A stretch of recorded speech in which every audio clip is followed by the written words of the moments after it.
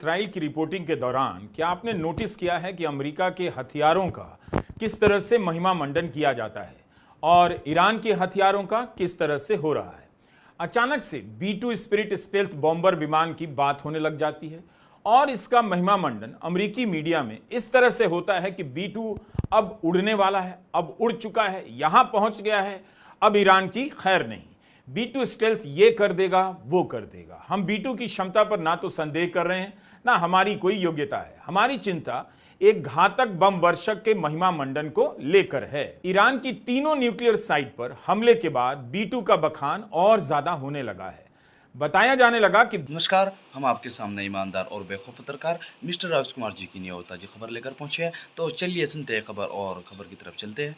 Iran की तीनों nuclear site पर हमले के बाद B-2 का बखान और ज्यादा होने लगा है। बताया जाने लगा कि B-2A स्पिरिट 37 घंटे तक लगातार उड़ता रहा। बीच हवा में कई बार ईंधन भरना पड़ा। कहीं यह भी छपा मिला कि अमेरिका ने ऐसे 6 B-2A बॉम्बर भेजे। CNN ने दावा किया है कि इन 6 विमानों से 12 बम गिराए गए हैं। इन्हें बंकर बस्टर बम कहा जाता है। अमेरिकी मीडिया में इस बॉम्बर को नायक की तरह पेश किया जा रहा है, लेकिन ईरान के लिए खलनायक भी हो सकता है। न्यूयॉर्क टाइम्स ने तो लिखा है कि फोर्डो परमाणु साइट पर B-2 स्टेल्थ ने 13,000 किलोग्राम के 12 बम गिराए हैं और नतांज इस्फहान की परमाणु साइट पर टॉम हॉक क्रूज मिसाइलें दागी गई हैं। ट्रंप भी कहते रहते हैं कि इस तरह की क्षमता वाला बम गिराने का विमान केवल अमेरिका के पास है, किसी और के पास नहीं। अब एक सवाल का जवाब दीजिए। 13 जून को इसराइल ने ईरान पर हमला किया। तब से लेकर 22 जून तक आपने इसराइल के अभेद्य, अचूक और अतुलनीय हथियारों के बारे में कुछ सुना, कुछ नया देखा कि इसराइल ने अपने इन हथियारों से दुनिया को चौंका दिया है, ईरान को हतप्रभ कर दिया है।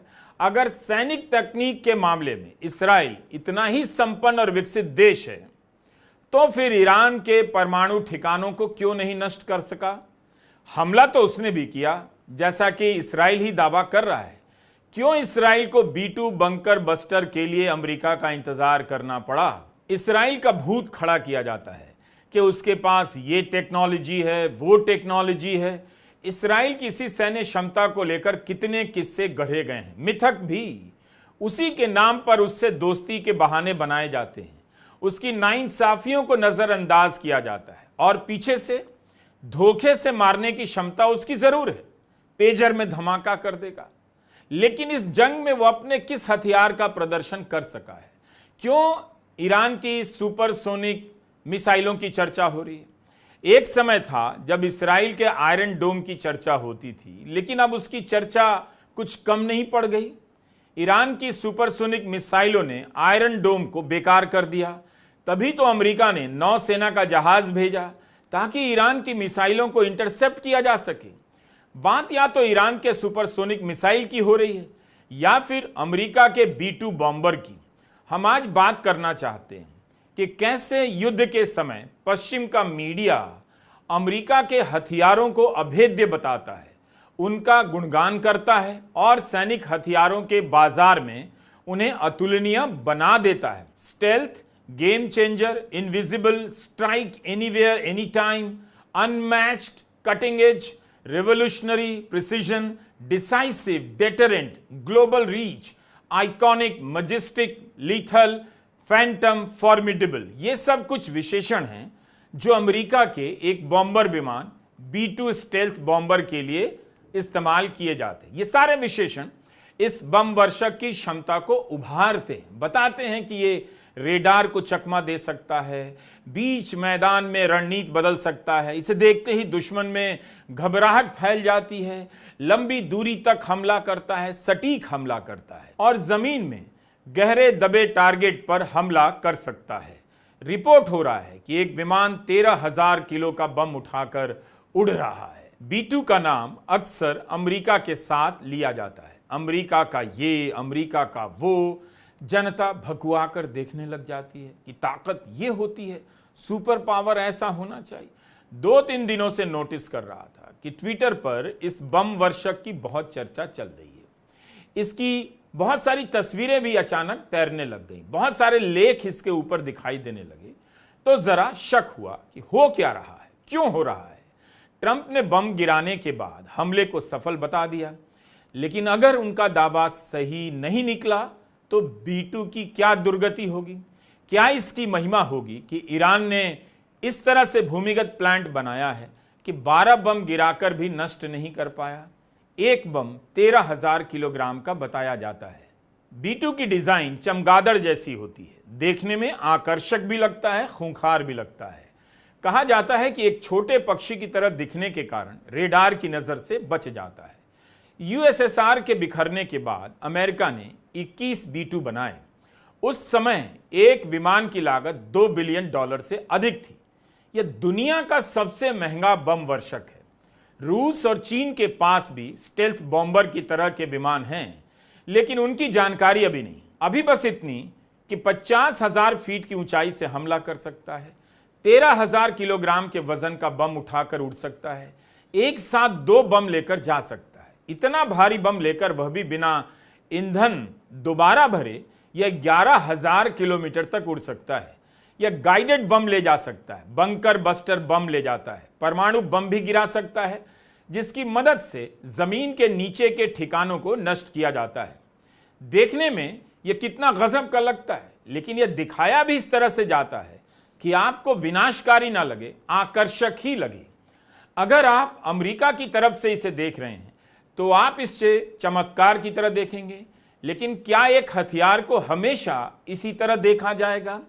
क्या किसी के पास एक ऐसा हथियार है जिससे वह पूरी दुनिया को घुटने टेकने के लिए मजबूर कर दे? B2 स्टेल्थ बॉम्बर की अपनी जगह तो है, इसका आकार, लगातार उड़ने की क्षमता हैरान करती है।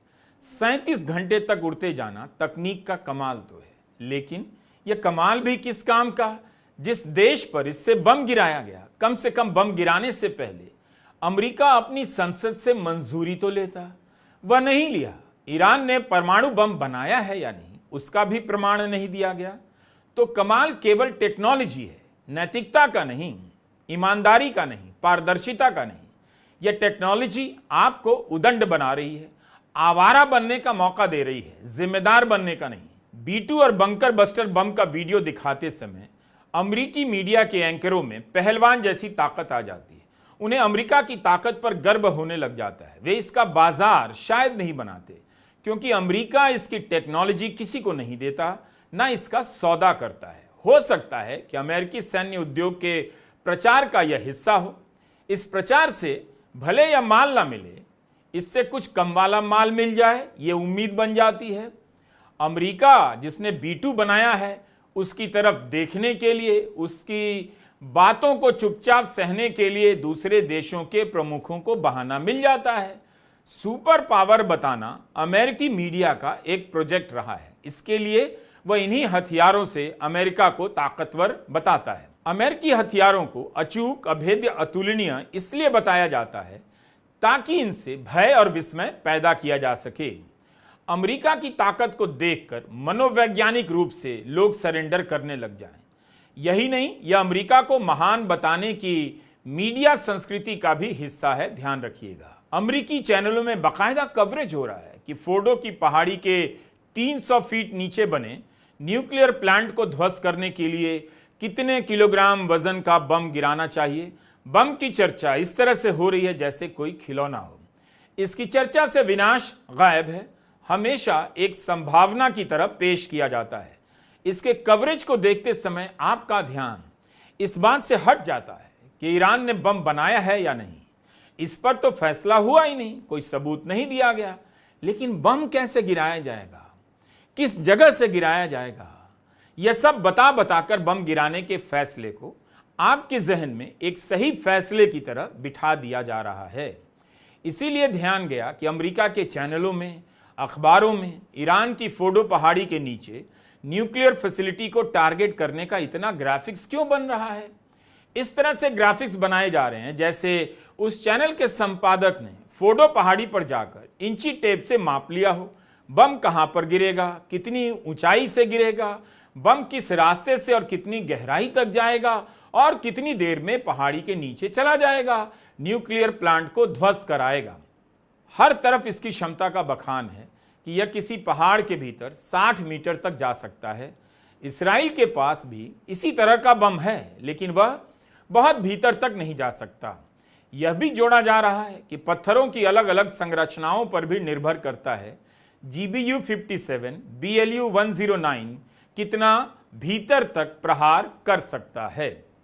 आप भी यह अभ्यास कर सकते हैं। देखिए कि New York Times, Fox News, CNN, BBC, Washington Post B2 का जब ब्यौरा देते हैं तो कैसे उसे शक्ति और गौरव से जोड़ते हैं, अमेरिका की शक्ति और गौरव के रूप में अभिव्यक्त करते हैं। इस फर्क को नोट कीजिएगा। इसकी सीमाओं पर कभी बात नजर नहीं आएगी या कम बात नजर आती है। ऐसा लगता है कि B2 के उड़ते ही ईरान घुटने पर आ जाएगा, मगर हुआ तो नहीं। इसीलिए अभी कई तरह की थ्योरी आने वाली है कि अमेरिका ने जो बम गिराया है वो भीतर तक गया या नहीं, क्या फोर्डो को नष्ट कर चुका है। IAEA ने तो यही कहा कि फोर्डो से रेडिएशन का कोई खतरा नहीं। बम गिराने के बाद वहां के रेडिएशन लेवल में कोई बदलाव नहीं आया है। अल जजीरा की एक रिपोर्ट है कि इसराइल के पास भूमिगत ठिकानों को नष्ट करने की क्षमता नहीं है। बंकर बस्टर बम का इस्तेमाल उन ठिकानों को नष्ट करने के लिए किया जाता है जो जमीन के नीचे हैं। बंकर को उड़ाने के लिए किया जाता है। बताया जाता है कि फोर्डो का प्लांट पहाड़ी के 80 से 90 मीटर नीचे है। 2009 में पहली बार ईरान ने माना था कि वह फोर्डो परमाणु सेंटर में यूरेनियम संवर्धित कर रहा है। पश्चिमी देश पहले से ही ये बात जानते थे। इस बात के सार्वजनिक होने के बाद 30 साल में पहली बार अमेरिका और ईरान आपस में बात करने लगे। ईरान ने 2015 की डील में वादा किया कि फोर्डो के नीचे जो न्यूक्लियर फैसिलिटी है उसे रिसर्च सेंटर में बदलेगा और एनरिचमेंट रोक देगा। लेकिन जब अमेरिका 2018 में डील से बाहर आ गया तो ईरान यहां पर एनरिचमेंट करने लगा। ईरान हमेशा से कहता रहा है यहां पर यूरेनियम का संवर्धन नागरिक उद्देश्य के लिए किया जा रहा है, मगर 2023 में अचानक किए गए एक इंस्पेक्शन में IAEA को फोर्डो में हथियारों में इस्तेमाल होने वाले यूरेनियम जितनी शुद्धता के प्रमाण मिले थे। आज तक ईरान में सिर्फ फोर्डो में ही इस शुद्धता का यूरेनियम पाया गया है। कहा जाता है कि फोर्डो की रक्षा के लिए ईरान और रूस की मिसाइलें तैनात की गई हैं। इसराइल का कहना है कि फोर्डो के ऑपरेशन को पूरी तरह से नष्ट करना पड़ेगा। इसके लिए लगता है कि यह मान लिया गया है कि B2 बॉम्बर ही यह काम कर सकता है। तो क्या B2 ने वह काम कर दिया जिससे हमला किया गया? पश्चिमी मीडिया में जिस तरह से B2 का कवरेज होता है उस तरह से इसराइल के बनाए हुए किसी बम वर्षक का कवरेज क्यों नहीं हो रहा है? कहीं कहीं हमें पढ़ने को मिला कि यमन में हूतियों के खिलाफ B2 का इस्तेमाल हुआ है, मगर उतना प्रभावी नहीं रहा जितनी उम्मीद की गई थी। हूतियों ने भी जमीन के भीतर हथियारों का भंडारण किया है जिसे टारगेट करने के लिए B2 लाया गया। अक्टूबर 2024 में यमन में हूतियों के खिलाफ B2 का इस्तेमाल ईरान को चेतावनी देने के लिए भी किया गया। यमन के पहले अफगानिस्तान, कोसोवो और इराक में भी इसका इस्तेमाल हो चुका है। अमेरिका के पास प्रभावशाली हथियार तो हैं, इसमें कोई दो राय नहीं, लेकिन यह नहीं समझना चाहिए कि दूसरे देशों के पास उसका काउंटर नहीं है। यूक्रेन युद्ध के समय M982 एक्सकैलिबर तोपों का महिमा मंडन शुरू हो गया। कहा जाने लगा कि यूक्रेन रूस पर बढ़त बना लेगा। बताया जाने लगा कि इराक और अफगानिस्तान में इसने काफी अच्छा प्रदर्शन किया है, लेकिन यूक्रेन में क्या ऐसा हुआ? कई तरह के दावे हैं। इसके बारे में कहा जाता है कि इसका निशाना बहुत सटीक होता है, 25 मील दूर टारगेट को हिट कर सकता है। इससे जो गोले छोड़े जाते हैं उन्हें GPS से गाइड किया जाता है। पहले से तय होता है कि टारगेट कहां गिरेगा, गोले हवा में फटेंगे या जमीन पर, यह भी फिक्स किया जा सकता है। कहा जाता है कि एक बार गोला दागने के बाद तुरंत इसे हटाया जा सकता है ताकि जवाबी हमले का शिकार या आर्टिलरी ना हो। बंकर में भी हमला कर सकता है। बहुत सारे दावे किए गए कि यूक्रेन इस तोप के कारण रूस पर भारी पड़ जाएगा, लेकिन रूस के जैमिंग सिस्टम ने इसके प्रभाव को काफी कम कर दिया, ऐसी रिपोर्ट पढ़ने को मिली है। युद्ध के मैदान में यह टारगेट पर हमला नहीं कर पाया। आज की तारीख में इसका प्रदर्शन खराब हो चुका है। अमेरिका ने अब यूक्रेन को इसकी डिलीवरी बंद कर दी है। इसे लेकर वॉशिंगटन पोस्ट की रिपोर्ट आप भी पढ़ सकते हैं। आज तक यूक्रेन और रूस की जंग जारी है। दोनों समय समय पर एक दूसरे पर भारी पड़ते रहते हैं। 3 साल गुजर गए, लेकिन अमेरिकी हथियारों के दम पर और डॉलर के दम पर यूक्रेन एक ही बार में रूस को काबू नहीं कर सका। इसी तरह इराक युद्ध के समय स्कड मिसाइलों की चर्चा चली। जब भारत और पाकिस्तान के बीच ऑपरेशन सिंदूर हुआ तो तुर्की के ड्रोन की खूब चर्चा हुई। ड्रोन का इस्तेमाल अब भी हो रहा है हर जगह, लेकिन हथियारों की दुनिया काफी अलग है। इसके कई हीरो हैं और कई सारे विलेन हैं। हम B2 की क्षमता को खारिज नहीं कर रहे हैं, लेकिन हथियार कितने भी घातक और संहारक हों, इनके जरिए अब एक दिन में रिजल्ट नहीं आता। B2 स्टेल्थ अमेरिका लौट गया है और ईरान और इसराइल के बीच फिर से हमला शुरू हो गया है। नमस्कार, मैं रवीश कुमार। उम्मीद करता है आपको खबर पसंद आई होगी। अगर आपको खबर पसंद आई हो तो हमारे चैनल को लाइक एंड सब्सक्राइब करें और हमें कमेंट करके ज़रूर बताएं। तो चलिए मिलते हैं नेक्स्ट वीडियो में, जब तक के लिए जय हिंद।